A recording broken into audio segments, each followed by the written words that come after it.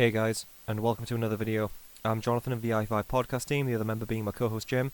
If you like what you hear, don't forget to hit the trinity of the like, share and subscribe buttons. Now that's out of the way, on to the subject at hand.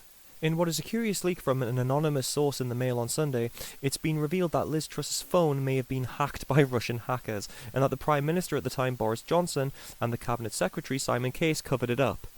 It was claimed that sensitive information involving weapon shipments to Ukraine was leaked from her personal unsecured phone, as well as conversations between herself and Kwasi Kwarteng criticising Boris Johnson.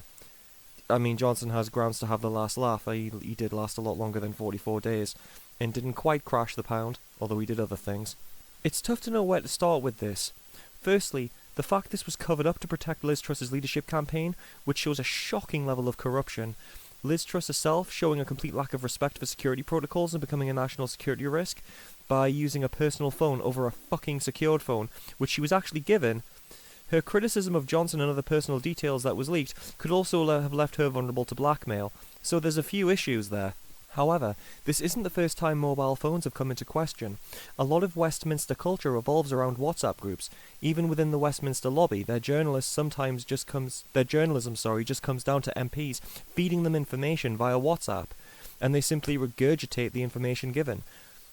Additionally, press briefings are sometimes carried out over WhatsApp, the same WhatsApp that is monitored by Facebook and can be hacked quite easily.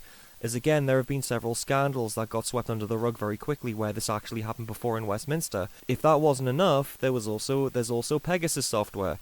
There have been leaks because of Pegasus software on phones causing scandals as well. Again, it was swept under the rug and barely mentioned by the media. Those arguments aside, what kind of ally internationally can the British government be? We've seen neglect of security protocols with Suella Braverman and now Liz Truss, but the Tory party has a systemic problem with this kind of thing, along with links to former friends and staff of the Kremlin and Putin himself. For example, Truss having a party in the guise of an auction, with Lyubov Chanukin, wife of Vladimir Chanukin, guaranteed I've mispronounced that, who used to work for Putin. Theresa May was also in attendance. £130,000 was injected into the party.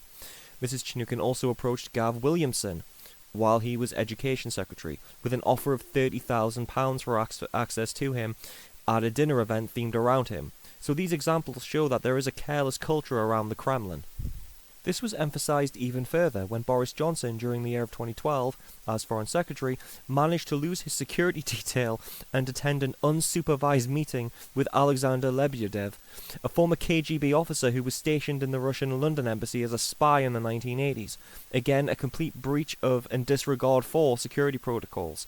This, combined with Suella Braverman's conduct, which may have involved details on cybersecurity being shared via a personal email to people outside of her department, shows there is a culture of disregard for security protocols which makes this party a risk to national security.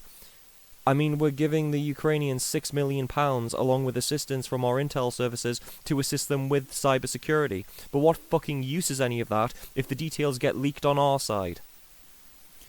At worst, the Tory party is corrupt and compromised by Russian money from oligarchs with links to the Kremlin. And at best, the sheer negligence of this party when it comes to handling information makes the UK a complete liability to its allies internationally.